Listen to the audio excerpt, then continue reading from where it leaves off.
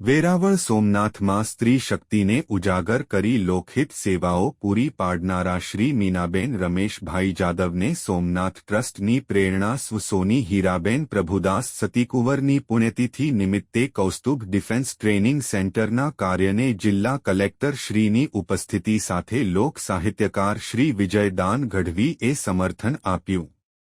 ગીર સોમનાથ જિલ્લામાં સદા તત્પર એવા શ્રી મીનાબેન આર જાદવ પ્રમુખ શ્રી કૌસ્તુભ ડિફેન્સ ટ્રેનિંગ સેન્ટરના લોકહિત સેવાઓ મધ્યમ વર્ગની દીકરીઓના પરિવારોને લગ્નના તમામ ખર્ચની જવાબદારી સંભાળી મધ્યમ વર્ગના પરિવારો માટે શ્રેષ્ઠ આયોજન મીનાબેન જાદવ દ્વારા થતા ખુશીઓનું સ્મિત દીકરીઓના પરિવારમાં મહેકાવી માનવતાનું ઉત્તમ ઉદાહરણ મીનાબેન રમેશભાઈ જાદવેની સ્વાર્થ ભાવે સેવાઓ બજાવી જે સેવા કાર્ય માટે સોમનાથ ટ્રસ્ટના સહયોગથી સોની હીરાબેન પ્રભુદાસ સતીકુંવરની પુણ્યતિથિ નિમિત્તે પણ મીનાબેન જાદવ દ્વારા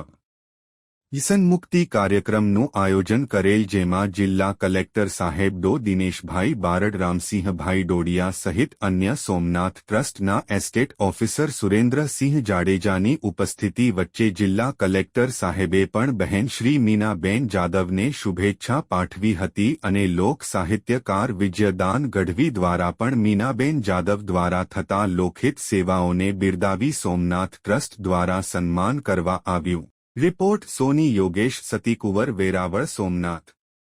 અમારા ભગવાન મામા સોલંકી બેઠા છે 5 વખત જેમ આપણે મીનાબેને ગરીબ દીકરીને પરણાવી છે એમ સાહેબ કોઈ તાળીઓને નાથી વધાવીએ ભગવાનભાઈ સોલંકીને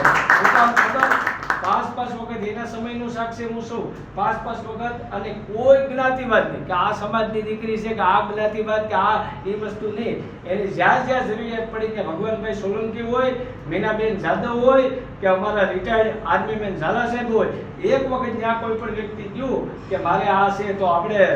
છેલ્લી લીટીમાં એટલું કહું કે કવિ કાક બાપુ કહેતા એ જીતારા આંગણિયા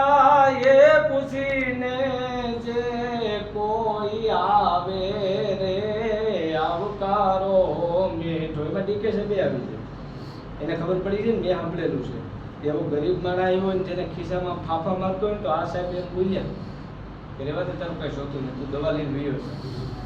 છે એ જીતારા આંગણિયા એ પૂછીને જે